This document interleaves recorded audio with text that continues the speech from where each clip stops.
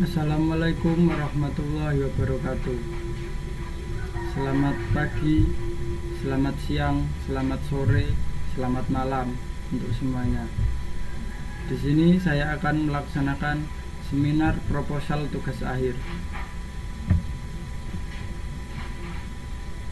Sebelumnya saya ucapkan puji syukur kehadirat Allah Subhanahu wa taala yang telah melimpahkan rahmat, nikmat, taufik, hidayah serta inayahnya sehingga saya bisa melaksanakan program ini dengan tepat waktu.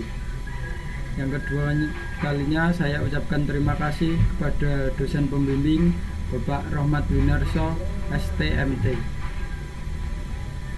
Di sini saya mengambil judul pembuatan rompi anti peluru menggunakan bahan dasar komposit sabut kelapa. Kenapa saya mengambil judul ini? Tentu karena banyak pokok bahasan yang menarik untuk kita bahas. Identitas mahasiswa, nama Khairul Aziz, NIM 2018-54101, konsentrasi material. Daftar isi: 1. Latar belakang, 2. Tinjauan pustaka, 3. Metodologi, 4. Jadwal kegiatan, dan yang kelima daftar pustaka. Latar belakang. Pada gambar paling kiri dapat dilihat ini adalah gambar rompi anti peluru pada zaman perang dunia. Rompi anti peluru ini terbuat dari bahan logam. Rompi anti peluru ini memang dapat menahan laju peluru, tetapi mempunyai banyak kekurangan. Yang paling mendasar adalah rompi anti peluru ini pasti sangat berat saat digunakan dan juga kurang fleksibel karena logam tidak seperti kain yang fleksibel untuk digunakan. Seiring berkembangnya waktu, rompi anti peluru ini dikembangkan hingga menjadi rompi anti peluru saat ini, seperti yang digunakan oleh gambar pada paling kanan. Rompi anti peluru saat ini memiliki bahan dasar berupa serat alam, kevlar, dan karbon. Bahan-bahan ini dipilih karena bahan-bahan ini mempunyai kelebihan, di antaranya mudah dipakai, tahan terhadap segala cuaca, dan yang paling penting harus bisa menahan laju peluru agar pengguna rompi anti peluru tidak tertembak atau tidak terkena proyektil peluru. Rumusan masalah: bagaimana analisa kekuatan tarik variasi susunan serat-serat sabut kelapa pada resin polyester sebagai bahan komposit alternatif rompi anti peluru. 2. Bagaimana analisa ketahanan balistik variasi susunan serat sabut kelapa pada resin polyester sebagai bahan komposit alternatif rompi anti peluru. Selanjutnya, batasan masalah.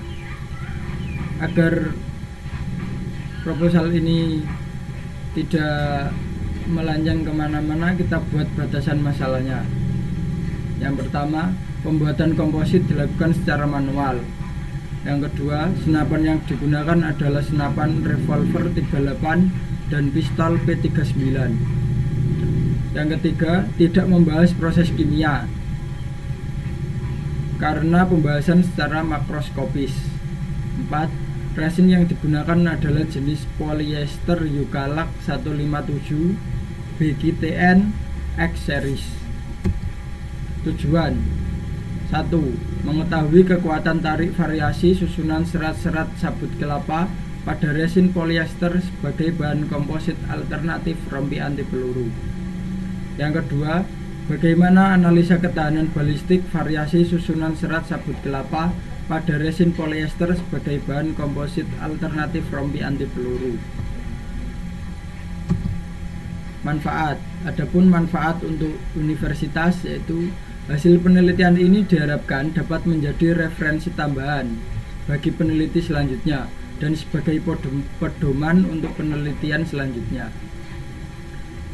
Adapun manfaat untuk penulis, tentunya hasil penelitian ini diharapkan dapat diimplementasikan di lapangan dan menambah wawasan bagi penulis. Tinjauan pustaka saya bagi ke dalam beberapa subbab, diantaranya rompi anti peluru, bahan dasar rompi anti peluru, komposit serat alam, dan pengujian NIJ. Sekarang kita masuk ke subbab yang pertama, rompi anti peluru. Rompi anti peluru atau bulletproof vest adalah baju pelindung yang melindungi bagian tubuh seperti dada, perut, dan punggung orang yang memakainya dari proyektil peluru dan serpihan dari ledakan granat. Karena pada saat kondisi tertentu bagi para profesi yang memiliki resiko terkena tembakan harus menggunakan baju pelindung untuk melindungi diri. Umumnya rompi anti peluru digunakan oleh personel militer dan orang-orang yang memiliki resiko terkena tembakan. Biasanya digunakan oleh para tentara atau polisi untuk menjaga diri mereka dari tembakan dan serpihan ledakan granat. Secara ilmiah dijelaskan bahwa prinsip kerja rompi anti peluru adalah dengan mengurangi sebanyak mungkin lontaran energi kinetik peluru dengan cara menggunakan lapisan-lapisan serat untuk menyerap energi laju dan memecahnya ke penampang rompi, sehingga energi tersebut tidak cukup lagi untuk membuat peluru dapat menembus rompi, sehingga dapat mengamankan badan atau tubuh orang yang memakainya. Dan itu adalah tujuan utama dari dibuatnya rompi anti peluru, untuk melindungi diri. Bahan dasar rompi anti peluru: serat aramid yang merupakan bahan umum pembuatan rompi anti peluru memiliki sifat ramid, memiliki struktur yang kuat, alot, memiliki sifat peredam yang bagus atau vibration damping, tahan terhadap asam dan basa. Selain itu dapat menahan panas hingga 370 derajat Celcius. Hanya saja material Kevlar sulit didapat di pasaran, sehingga Indonesia harus mengimpor dari negara Belanda dan Korea Selatan yang merupakan produsen terbesar serat Kevlar, sehingga harganya cenderung mahal karena bahan dasarnya sudah mahal. Komposit serat alam. Komposit berpenguat serat alam dari sabut kelapa perlu dilakukan pencampuran dengan resin. Adapun komposit serat alam banyak berbagai macam, diantaranya ada serat selulosa dari tumbuhan atau dari pelepah pisang. Nah, di sini kita fokus pada sabut kelapa. Resin sebagai matriks yang digunakan adalah tipe resin polyester, di mana resin polyester mempunyai harga yang murah dan mudah digunakan. Selain itu, polyester mempunyai daya tahan terhadap impact, daya tahan terhadap segala cuaca, transparan, dan efek permukaan yang baik. Kerugian dari penggunaan resin polyester adalah rekat yang kurang baik dan sifat inhibisi dari udara dan filler. Pengujian NIJ. Dalam pembuatan rompi anti peluru tentu diperlukan pengujian sesuai prosedur yang berlaku. Pada penelitian pembuatan bahan rompi anti peluru menggunakan bahan dasar serat polyester, hasil uji menunjukkan bahwa panel dari serat polyester dapat mencapai level 2 pada standar internasional NIJ dibanding panel dari komposit serat rami. Panel dari serat polyester mempunyai kelebihan dalam hal kelenturan, kestabilan, dan lebih nyaman dalam pemakainya. Tentu ini sangat penting karena kenyamanan menjadi hal yang utama. Di saat rompi anti peluru digunakan dengan nyaman, maka si pemakai akan menjadi nyaman dan bebas bergerak untuk melakukan apa gerakan yang diperlukan. metodologi. Seperti pada diagram alir ini kita bisa melihat dimulai dari studi literatur dan standar, kemudian pembuatan model rompi, pengkondisian model pada software FEA sesuai standar pengujian, kemudian dilakukan simulasi dan analisa hasil simulasi.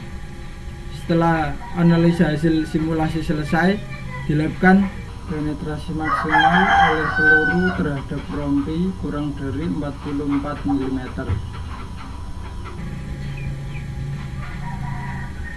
Apabila sudah memenuhi standar, maka akan dilanjutkan ke kesimpulan.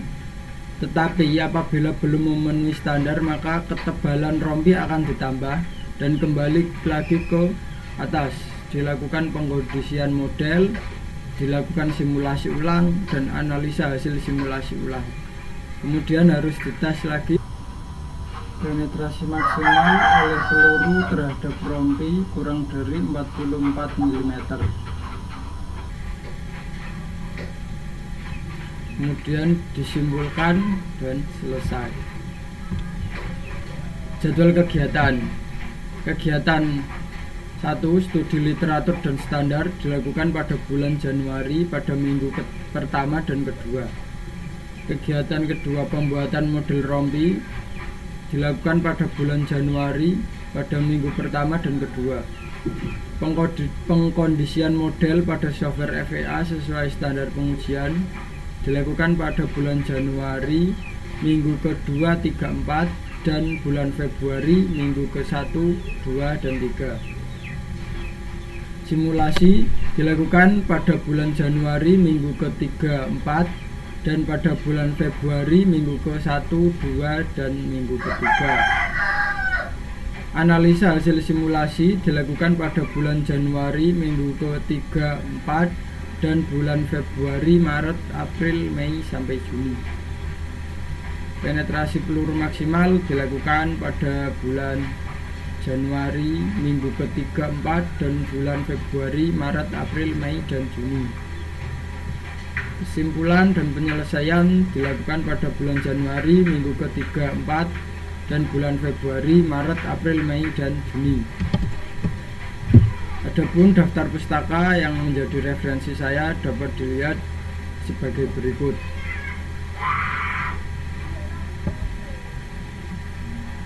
Selesai. Terima kasih. Apabila ada kesalahan, salah kata atau yang lainnya mohon dimaafkan. Wabillahi taufiq wal hidayah. Assalamualaikum warahmatullahi wabarakatuh.